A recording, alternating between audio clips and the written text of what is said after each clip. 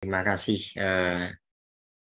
Nuwun Mas Bani, moderator kita yang cukup menggelegar dan mempesona pada pagi hari ini.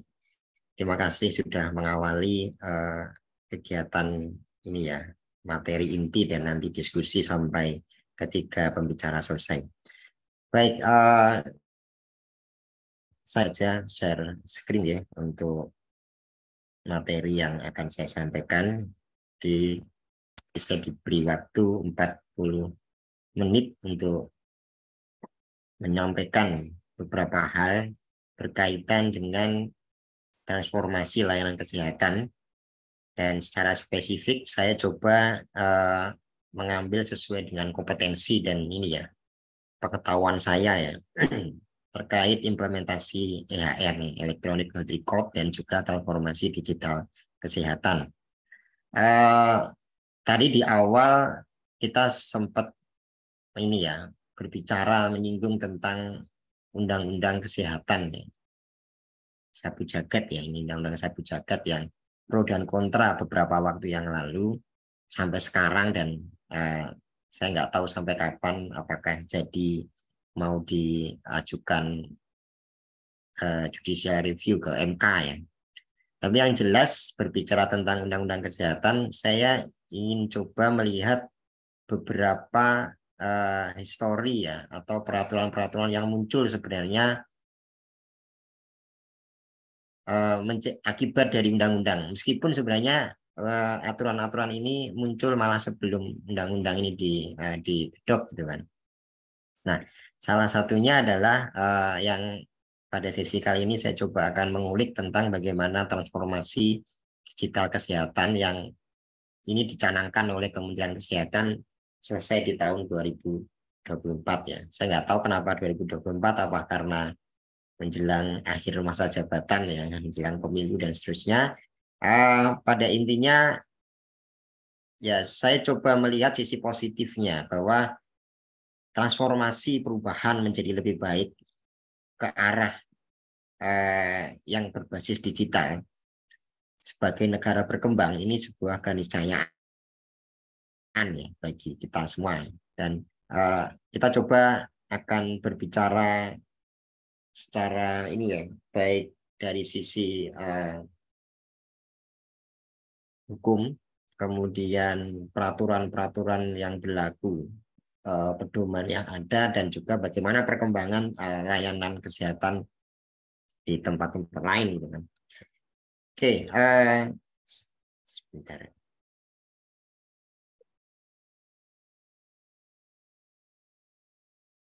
Ya, saya coba mengawali sebenarnya, meskipun ini baru santer di tahun 2022 ya, 21-2022, atau tepatnya pasca COVID ya. Sebenarnya ini sudah mulai eh, dibicarakan oleh teman-teman penggiat health informatik ya, atau teman-teman yang memang suka berkecimpung di bidang informatika kesehatan sejak tahun setelah tahun 2010 ya. Bahkan saya masih ingat saat tahun 2014 itu ada roadmap sistem informasi kesehatan nasional yang di situ dicanangkan harusnya tahun 2020 atau 2019, saya lupa, kita sudah memiliki integrasi layanan kesehatan di semua level, baik FKTP ataupun layanan tingkat lanjut, klinik, puskesmas, dinas kesehatan, dan beberapa kementerian terkait gitu, itu sudah saling sinergi datanya satu sama lain ya. Meskipun pada akhirnya belum bisa terrealisasi ya. Nah, kemudian muncul Pak Menteri yang baru, meskipun beliau bukan orang kesehatan, beliau mencoba melihat perspektif kesehatan itu dalam sisi industrinya juga. Saya kira ini juga dan pro dan kontra juga. Tapi saya coba melihat bahwa realita di lapangan, bahwa industri kesehatan ini menjadi industri yang cukup seksi ya, dalam tanda kutip, bahwa dia menopang perekonomian juga di sebuah negara. Dan baik buruknya layanan kesehatan itu juga tergantung dari bagaimana sehatnya industri kesehatan kita. Ambil contoh, kita harus mengakui bahwa sebenarnya Indonesia ini merupakan di sektor kesehatan ya. Mohon maaf saya belum menampilkan datanya terlewat ya. Nanti bisa dicek di profil kesehatan kita yang dirilis oleh Kemenkes. Di Stepkan itu ada 2001-2022 bahwa hampir 60% ternyata layanan kesehatan kita itu dihandle oleh pihak swasta ya. Ya terserah kita mau dikatakan bahwa perekonomian kita memang ya cenderung kapitalis ya. Hampir semua negara sekarang arahnya ke sana. Dan ternyata memang baik buruknya layanan kesehatan ketika itu banyak dipengaruhi oleh sektor swasta, bahwa juga bersandar pada sehat atau tidaknya layanan kesehatan itu sendiri. Nah, ini berdasarkan rilis Global Clinical Decision Support System Market Expected, ya ini diprediksi antara tahun 2020 sampai 2027. Nah, ini spesifik ke health informatik ya. Jadi bagaimana penggunaan Clinical Decision Support System di pasar ya global. CDSS itu merupakan sistem informasi cerdas atau pintar yang memungkinkan sistem itu membantu dokter untuk mendiagnosis atau memberikan second opinion atau juga memberikan semacam ini ya, semacam bentuk sistem alerting ya atau reminding yang ketika dokter itu salah memberikan diagnosis, salah memberikan resep, sistem itu bisa melakukan koreksi. Itu mencegah terjadinya medical error dan juga mendukung pasien safety tentunya. Nah, kita lihat di sini prediksinya setiap tahun itu terus berkembang dan memang realitanya seperti itu. Sedangkan di Indonesia sendiri juga sudah banyak rumah sakit yang mulai mengembangkan clinical decision support system. Bukan untuk mengganti dokter atau tenaga medis lain ya, tapi lebih berfokus untuk membantu dan memastikan bahwa layanan itu benar-benar optimal dan sesuai. Ya, isu lain berkaitan dengan artificial intelligence. Saya kira isu ini sudah banyak berkembang dan bergulir ya.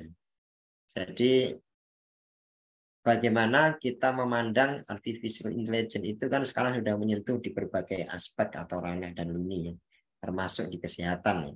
Baik artificial intelligence for health yang dia berfokus pada hal-hal yang sifatnya medical service or health service atau layanan kesehatan atau layanan medis yang langsung diterima oleh pasien, atau artificial intelligence yang dia berorientasi pada health information, ya, informasi kesehatan or data atau data-data kesehatan yang bertujuan adalah bagaimana memastikan bahwa data dan informasi kesehatan itu tersedia dengan baik sehingga layanan kesehatannya pun juga akan menjadi lebih optimal. Di transformasi digital itu dari berbagai lini ya. Salah satunya adalah digital. Oke. Teman-teman, rekan-rekan nanti bisa buka ini buku cetak biru strategi transformasi digital kesehatan yang sebenarnya ini fokusnya nanti goalnya di tahun 2024. Nah, mengapa ini harus ada? Ini sebenarnya sudah pembicaraan beberapa tahun yang lalu sebenarnya. Ini masalah klasik kita ya, bahwa yang pertama adalah sistem informasi surveillance yang ada di kita itu memang tidak real time ya. Sehingga hal-hal yang bersifat deteksi dini, kemudian kebutuhan-kebutuhan untuk policy making, ya, pengambilan kebijakan, itu kadang-kadang menjadi kendala ya. COVID menampar kita, ya, saat COVID kemarin itu seperti menampar kita ya, menyadarkan kita bahwa oh data kesehatan kita memang ada masalah gitu. Kemudian kemampuan deteksi dan kegawat daruratan yang memang ini ya belum responsifnya. Ya di beberapa tempat dari beberapa tahun yang lalu sudah dikembangkan SPGDT ya, sistem penanggulangan gawat darurat terpadu yang memungkinkan bahwa sistem itu bisa menyajikan informasi mana pasien kes terdekat, kemudian ketersediaan bed, ambulan dan seterusnya. Tapi memang itu belum terintegrasi dengan sebagaimana mestinya. Kemudian yang ketiga, ya masalah lain adalah tidak adanya sistem pemantauan kesiapan Fasiankes, ya, baik itu jejaring lab, SDM kesehatan, Alkes, dan peningkatan kesiapan daerah dalam menghadapi krisis kesehatan. Nah, ini juga ini salah satu evaluasi ya dari pandemi kemarin ya.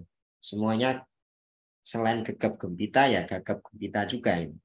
Jadi setiap daerah memiliki kemampuan yang berbeda-beda. Kita tahu Indonesia ini terdiri dari ribuan pulau ya. Kemudian kalau kabupaten kota itu ada sekitar 500 lebih, provinsi 38 provinsi sekarang. Mereka punya kearifan lokal dan kemampuan berbeda-beda dalam pemberian layanan kesehatan. Nah, ini yang coba ingin dilakukan pemerataan ya. Selain SDM diratakan, kemudian juga sumber daya berkaitan dengan teknologi informasi. Dan yang keempat adalah sumber edukasi kesehatan yang terpercaya masih belum banyak diakses. Nah ini, COVID juga jadi pengajaran buat kita, pembelajaran buat kita, bahwa hoax di bidang kesehatan atau hoax informasi kesehatan itu cukup banyak beredar di mana-mana. Di grup WhatsApp, kemudian di Facebook, dan lain sebagainya.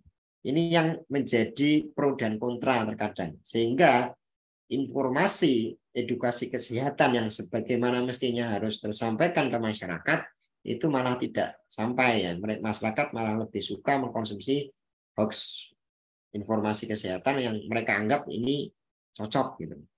Nah, ini yang nanti akan digarap di sini. Salah satunya bahwa transformasi digital itu memastikan bahwa masyarakat mendapatkan sumber informasi yang baik gitu. Nah, permasalahan utama kita dalam layanan primer dan sekunder di FKTP, rumah sakit, klinik dan juga puskesmas, kemudian layanan sekunder lanjut rumah sakit itu juga memiliki beraneka ragam masalah. Yang pertama adalah data kesehatan sulit diakses oleh tenaga kesehatan secara mudah atau real time lah.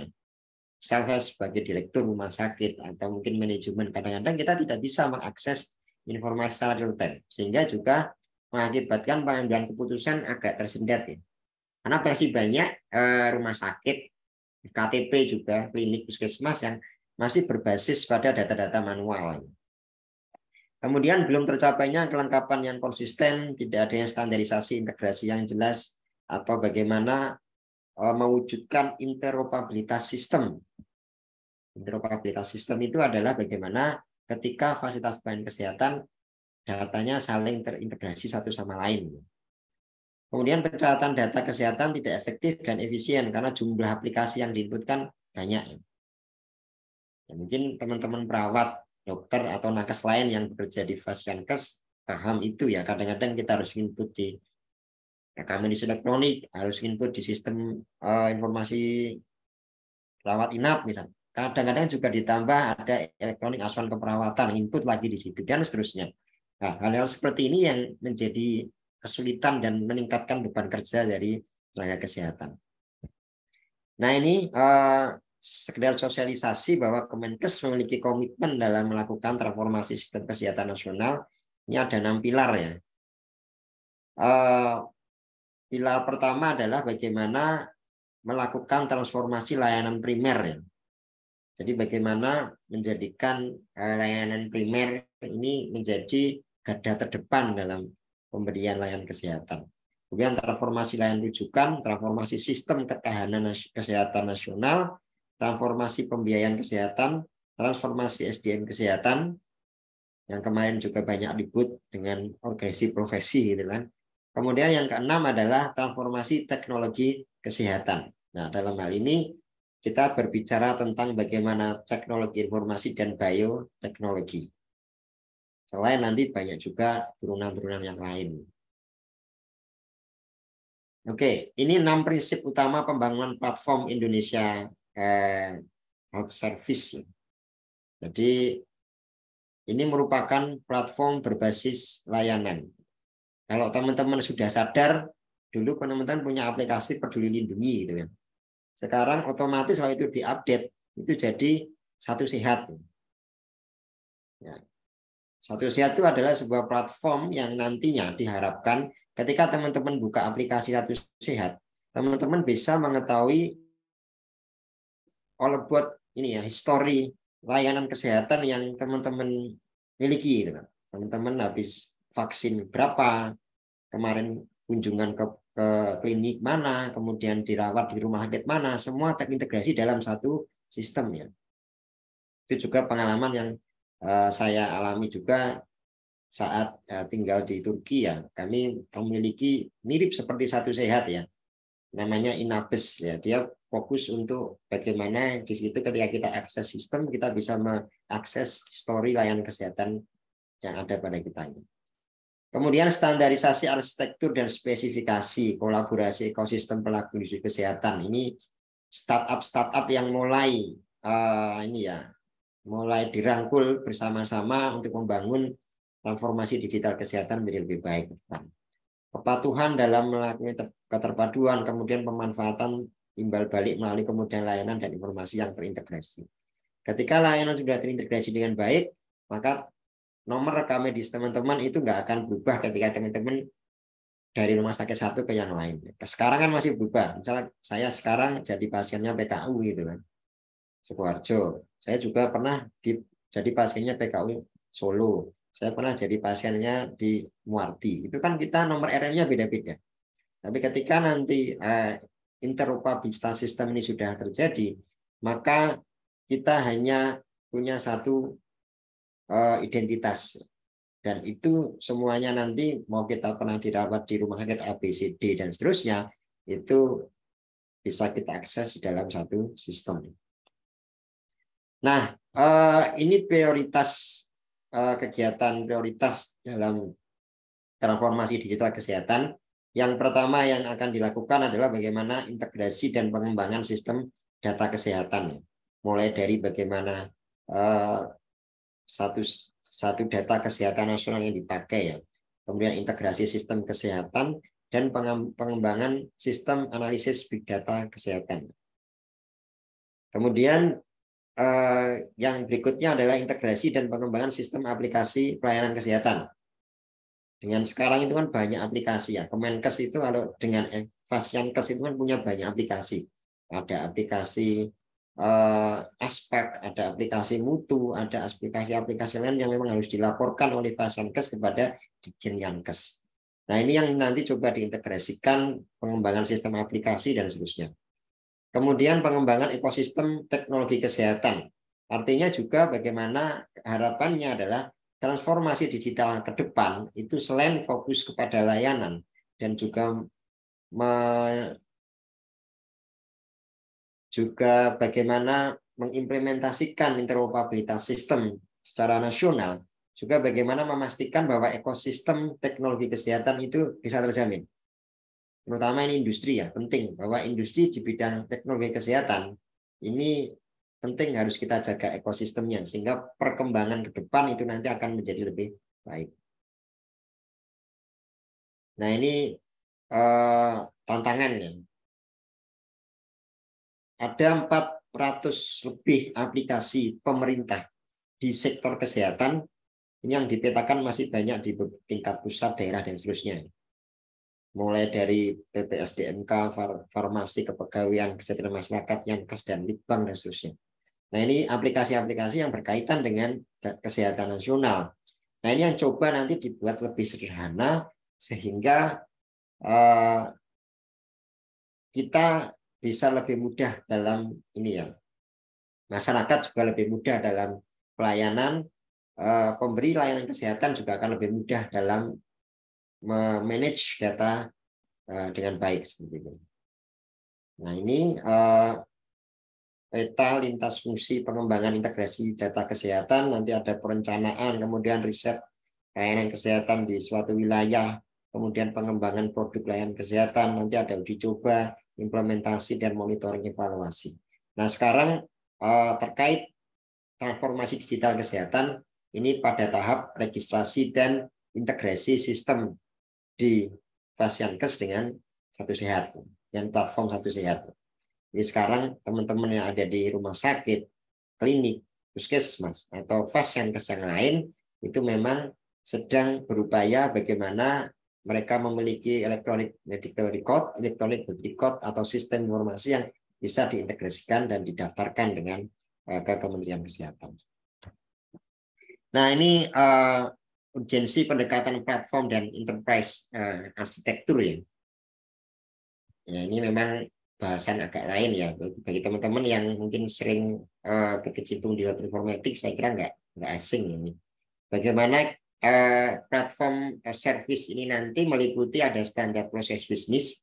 Jadi di sini memang saat ini Vasankes itu sedang diminta untuk melakukan analisis tentang bagaimana proses bisnis layanan yang ada di Vasankes masing-masing. Nah, ini yang coba nanti akan distandarisasi oleh Kementerian Kesehatan. Kemenkes punya standar, tapi ini coba dilakukan bagaimana real yang ada di lapangan terkait standar proses bisnis layanan yang ada di sana. Kemudian bagaimana standar data HL7 yang digunakan untuk data-data yang sifatnya baik itu metadata administratif, layanan-layanan yang ada untuk ini ya digitalisasi radiologi, RIS, Laboratorium Information System, dan juga laboratorium dan seterusnya. Kemudian ada standar teknis yang lain ya, bagaimana standar keamanan juga otorisasi dan autentifikasi, inskripsi dan seterusnya. Ini juga harus kita perhatikan. Nah, ini yang salah satu nanti yang juga harus jadi perhatian kita sebagai masyarakat umum, bahwa ke depan ada citizen health platform. Artinya ada platform kesehatan yang terintegrasi bagi masyarakat ya, yang dia di situ menyimpan data kesehatan secara lengkap dan ya dipastikan keamanannya nanti dijamin.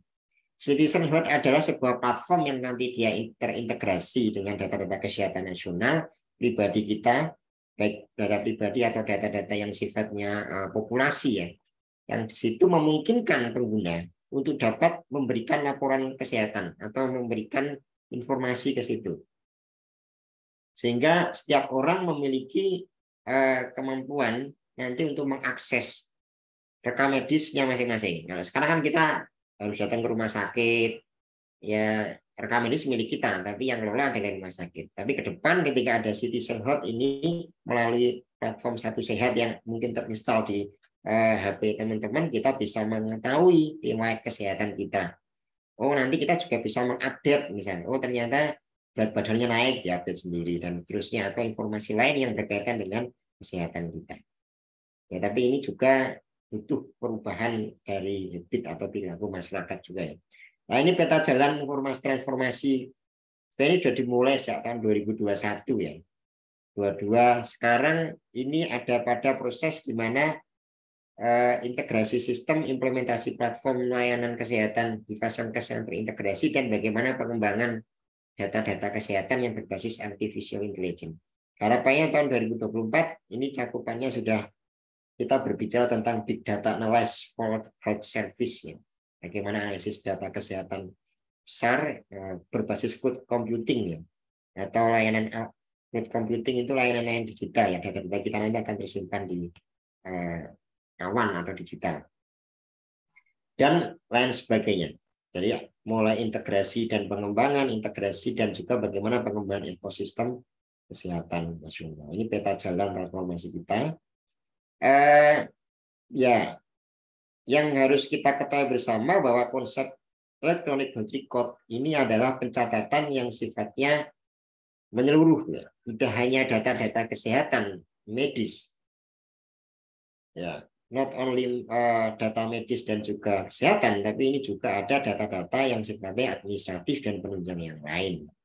Dan bagaimana konsep interoperabilitas sistem itu ada dan bagaimana faktor atau ini ya hal-hal yang harus kita perhatikan, bahwa secara umum kalau kita lihat di sini rilis dari IHR ini mengatakan memang interoperabilitas sistem itu tidak hanya berbicara tentang data sharing, tapi juga berbicara tentang data exchange, bagaimana pertukaran data antar fasilitas pelayanan kesehatan. Sehingga ketika seorang pasien itu dirujuk dari satu tempat ke tempat yang lain, kemudian rujukan terusnya, itu akan data itu tersinergi dan tetap terrecord di dalam satu basis data seperti ini. Ya, pastinya nanti juga akan mempermudah pasien dalam akses informasi dia dan mempermudah juga nakes dalam memberikan layanan ke depannya. Nah, ini sedikit tentang pengetahuan tentang Permenkes tentang rekam medis yang sebenarnya ini sudah ada tahun 2008 dan tahun 2022 kemarin ya, munculnya Permenkes nomor 24 tahun 2022 ini secara tidak langsung menggantikan Permenkes yang lama yang orientasinya adalah bagaimana transformasi digital kesehatan ini didorong dengan adanya electronic medical record atau electronic health record. Nah, ini kewajiban atau hal-hal yang harus dipatuhi bahwa seluruh Fasiankes harus menyelenggarakan rekam medis elektronik sesuai dengan ketentuan Permenkes paling lambat tanggal 31 Desember 2023. Kita ini juga sedang dikejar-kejar gitu. Saya klinik itu juga dikejar-kejar sama. Kita dikejar bagaimana harus mengimplementasikan EMR dan terintegrasi selambat-lambatnya 31 Desember 2023. Kalau nantinya nggak terintegrasi gimana? Ya saya nggak tahu. Artinya juga proses legislasi nanti akan sulit, termasuk juga hal-hal yang berkaitan dengan ini asuransi ya, klaim BPJS dan juga hal-hal lain yang nanti ya ini harus jadi perhatian ya, semua Fasiankes. Apa yang baru ya dari Permenkes ini? Ya secara umum banyak berbicara tentang teknologi digital, kewajiban penggunaan elektronik medical record, sistem informasi dengan e-signature ataupun dengan berbasis barcode, kemudian pembukaan ICRM dan pelepasannya secara elektronik, pemilikan dan rahasiaan dokumen, sampai dengan bagaimana jangka waktu dan seterusnya. Nah, ini banyak perubahan yang terjadi. Nah, ini tujuannya kenapa peraturan tentang implementasi elektronik medical record ini harus ada. Tujuannya adalah untuk menjaga mutu, kepastian hukum, jaminan, dan digitalisasi kesehatan yang terintegrasi. Nah,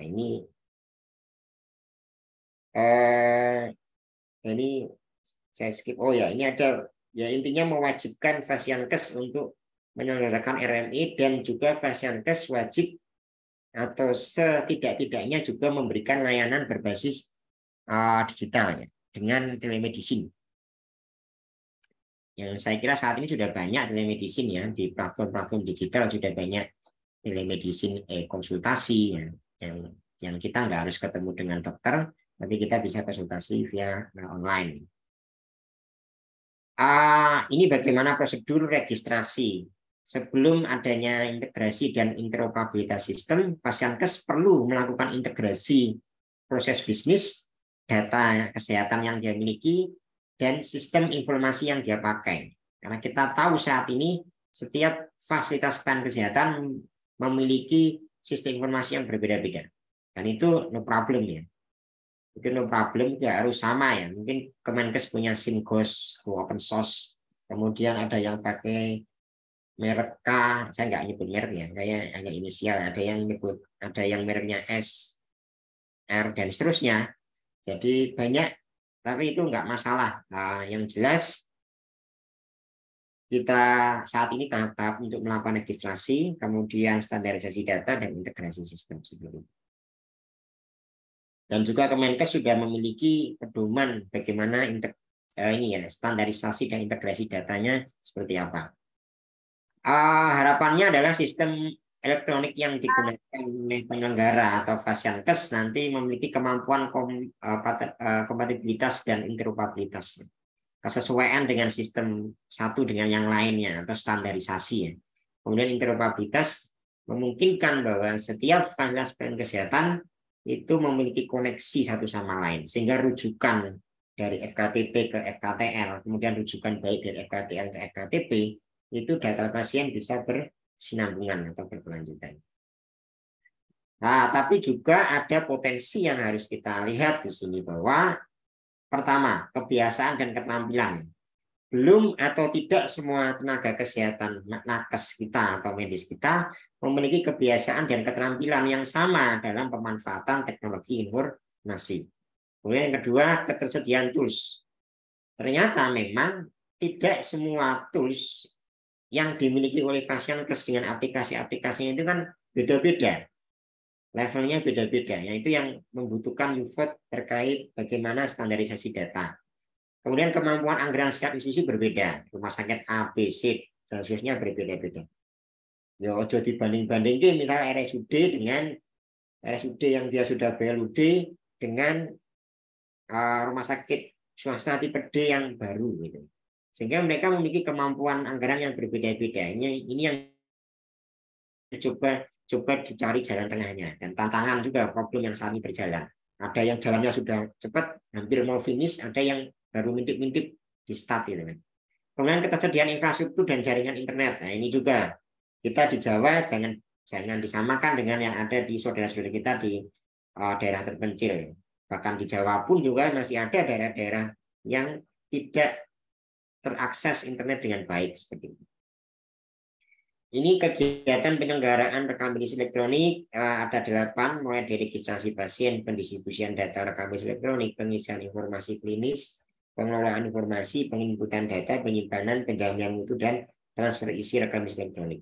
Transfer isi itu bisa transfer isi internalnya, antar poli anak, poli gigi, dan seterusnya. Kan kadang-kadang satu pasien itu kan enggak, dia bisa mendapatkan banyak layanan gitu.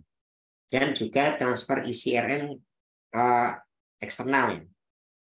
Setelah kita, sekarang kita di RSUD, ternyata besok kita pindah ke kota lain, kita berobat ke rumah sakit swasta gitu. Nah, data kita ditransfer ke situ, sehingga nanti tinggal melanjutkan input datanya. Termasuk juga terintegrasi dengan layanan-layanan lain, perbankan, keuangan gitu kan. Nanti untuk terkait pembayaran nanti bisa pakai pembayaran elektronik ya. Nggak hanya belanja tapi bayar kesehatan nanti juga bisa pakai itu. Kemudian mungkin ada virtual account-nya, kemudian juga hal-hal yang sifatnya integrasi seperti kita dengan Kementerian Agama terkait kesehatan haji ya. Kalau dilihat di EMR-nya, saudara ini punya riwayat ini, sehingga ketika nanti mau berangkat haji dia perlu ada treatment khusus gitu. Nah itu salah satu nanti keuntungannya. Kepemilikan rekam medis ya 50% 50% ya. Fasiankes 50, Pasien 50. RM rekam medis mau elektronik mau manual itu miliknya pasien. Isinya ya, baik fisik dan juga pengelolaannya itu dia dikelola oleh Fasiankes. Nah, ini problem kita yang masih banyak jadi PR juga bagaimana keamanan dan perlindungan data. Ya, saya kira ini biar tugasnya Menkominfo yang baru dan sinergi dengan Kementerian Kesehatan. Nah, sedikit ini sebelum saya akhiri, saya ingin cerita bagaimana implementasi IHR di negara Eropa ini, yang dia sudah mengembangkan IHR sejak tahun 2009. Berarti ini sudah berapa tahun? Ya sekitar 12 tahunan ya dari kita sebelum. Saya ambil contoh Turki ya, karena ini negara Eropa, kemudian saya tinggal di situ dan masih tercatat sebagai ini ya warga negara asing yang tinggal di Turki. Di sini Turki itu mengimplementasikan Enabes. Enabes itu kalau mau saya coba rasionalisasikan, itu nanti mirip Satu Sehat ke depan. Kita punya platform Satu Sehat, nah, Turki punya Enabes. Enabes itu bedanya ini sudah terintegrasi. Ketika saya buka Enabes, itu isinya adalah rekam medis saya. Jadi saya nggak harus datang, saya sudah bisa tahu ini Fahmi ini tingginya berapa, terus dia vaksin COVID-nya berapa kali, vaksin influenzanya bagaimana, kondisi kesehatan seperti apa. Ketika saya mau datang ke rumah sakit, ke klinik, ke lain-lain, dokter praktek dan seterusnya, saya bisa appointment lewat sini. Bahkan beberapa waktu yang lalu ketika kita coba untuk vaksin itu ya, kita bisa vaksin appointment di sini. Dan kita bisa tahu mana Fasiankes yang recommended atau terdekat dengan tempat tinggal kita dan lain sebagainya. Kita bisa konsultasi dengan dokter dan seterusnya. Nah, dengan inilah nanti ke depan kita akan punya akses yang memadai tentang informasi kesehatan kita yang ini terintegrasi dengan unit-unit layanan yang lain. Nah, Enablis ini kalau di sana itu terintegrasi dengan eDeflet ya, atau turki.gov.tr atau e-government kalau bahasa Inggrisnya e-government. Jadi e-government atau eDeflet ini meliputi banyak akses. Mulai dari ini ada sosial Buvenlik Kurumu SGK ini asuransi ya. Kemudian berkaitan dengan tempat tinggal ya. Kemudian Turki Noter Birliği berkaitan dengan ini ya. Kalau kita ingin berurusan dengan di Indonesia itu namanya apa?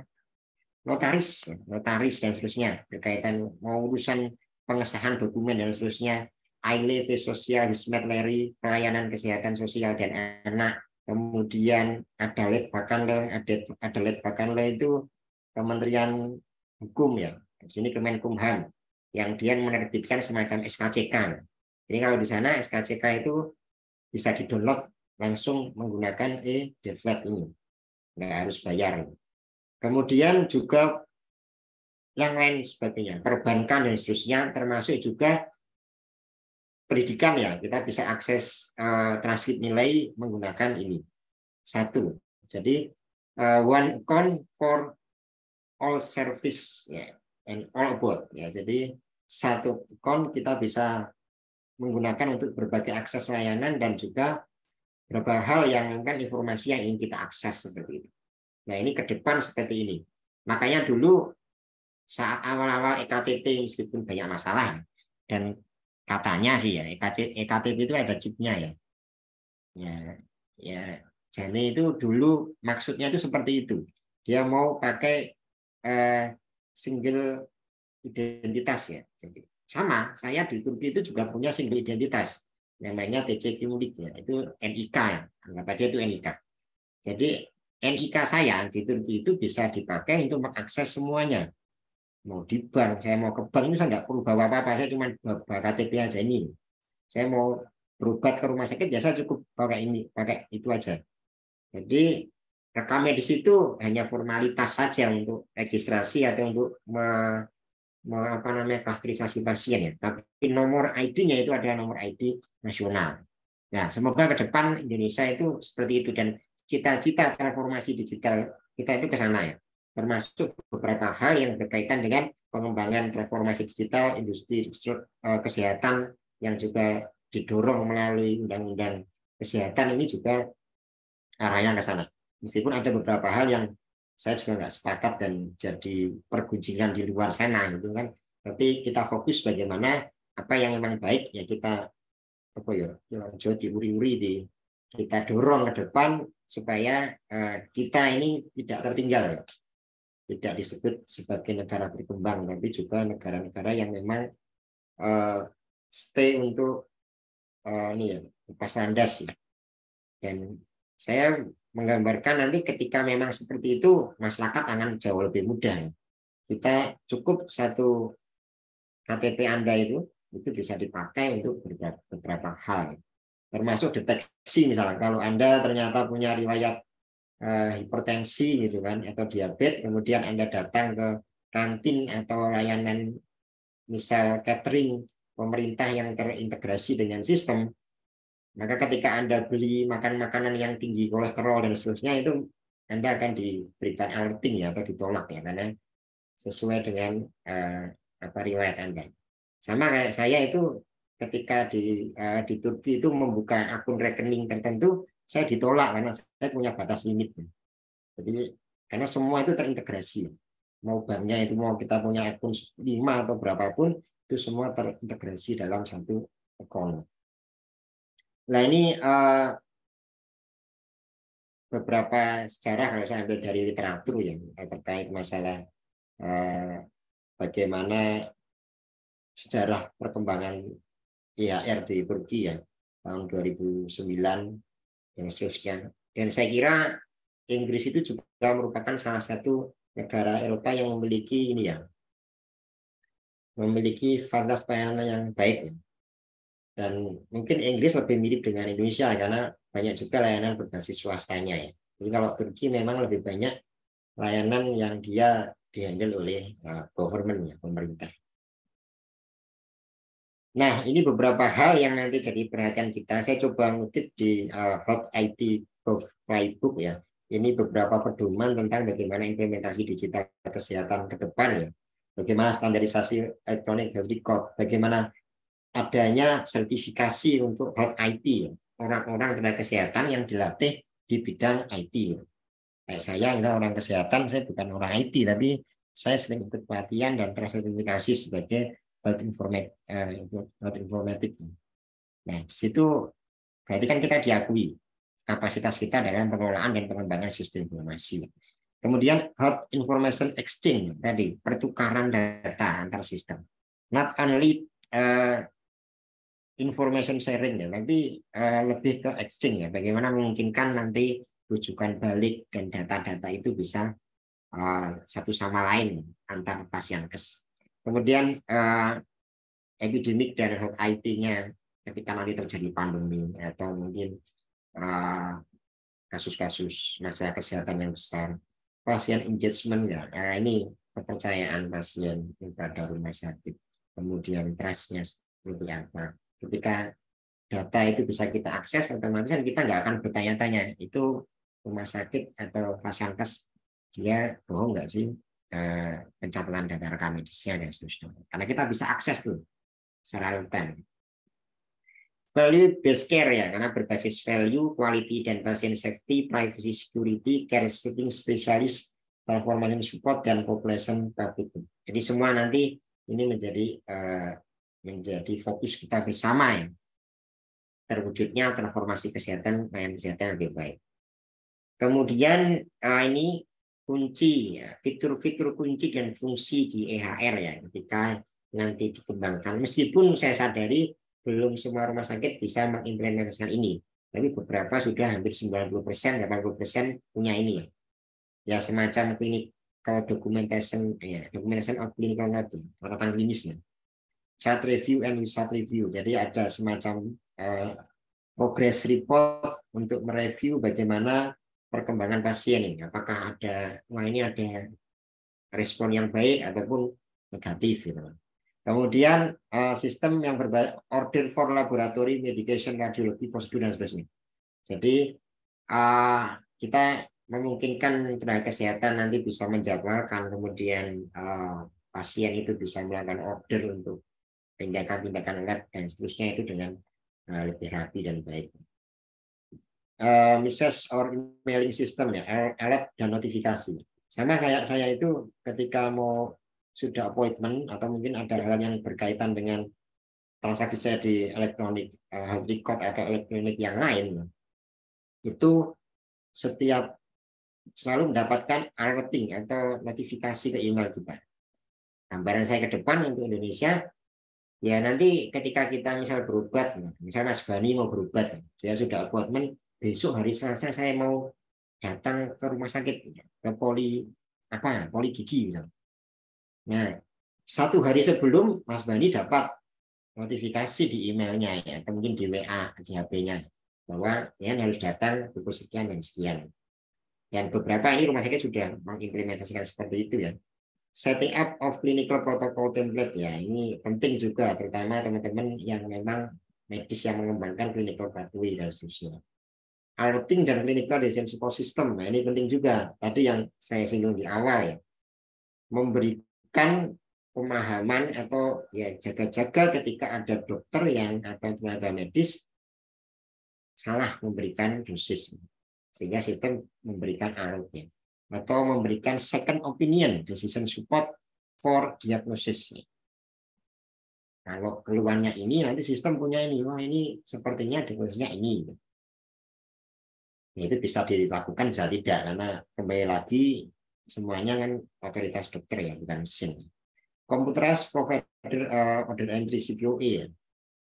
Nah ini kalau di farmasi ini saya lihat di beberapa rumah sakit sudah punya CPOE, sehingga ketika obat itu resep elektronik prescription dari dokter di poli langsung terintegrasi ke bagian farmasi checking di gudang obat, oh ada kemudian sistem langsung melakukan obat-obat packaging itu disediakan, sehingga meminimalisir terjadinya error ya, atau kesalahan dalam pembelian obat, termasuk etiketnya dan seterusnya. Kemudian Electronic Medication Administration atau EMAR dan care plan atau layanan planning ke depan. Nah, itu juga nanti tadi code dan ada.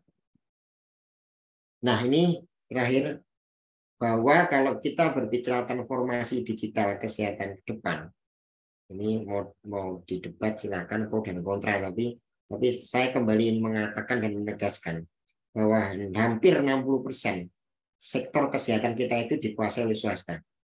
Ini sudah keniscayaan. Maka ketika layanan kesehatan ini baik, kondisinya baik, kondisi bisnisnya baik, kemudian mereka juga baik dalam hal segi finansial dan seterusnya, maka layanan yang diberikan pun juga akan baik. Maka orientasi digitalisasi kesehatan itu enggak hanya sekedar input data dan input disimpan terus jadi laporan selesai, tidak. Tapi bagaimana 4 strategi kunci ini, ada akuntabilitas, bisnis IT agenda, konsolidasi manajemen, dan juga disiplin IT governance. Ini semua jadi satu, mensupport hal-hal yang sifatnya bisnis, layanan bisnis di rumah sakit, dan IT ini nanti jadi penopang. IT ini jadi penopang.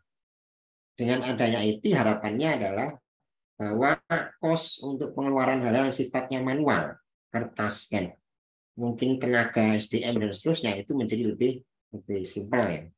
Sehingga pengeluaran-pengeluaran lain yang uang penyimpanan, kemudian penggunaan kertas itu kan bisa di-manage. Memang investasinya besar, tapi investasi besar ini sebagaimana mungkin nanti bisa di-manage menjadi investasi yang memang menguntungkan. Sehingga misi IT atau pengembangan teknologi informasi ke depan adalah to provide effective, efficient, integrated business solution. Jadi dia juga memberikan ya kita ada kemudahan, efektivitas, efisiensi, serta integrasi tentang data dan juga bagaimana peningkatan value. Karena kita berbicara tentang layanan kesehatan ya berbicara tentang bisnisnya. To become excellent business enabler. Artinya IT ini bisa mendorong fasilitas bahan kesehatan untuk mampu menyehatkan institusinya, mendorong mereka berkembang dengan baik dari segi bisnis dan juga layanan kesehatan yang nantinya diberikan ke pasien yang lebih profesional dan lebih baik lagi. Ya, saya kira itu mungkin materi yang bisa saya sampaikan. Enggak kelebihan ya Mas Bani ya. Ya, kalau sidik-sidik ya Allah. Ya, semoga bermanfaat.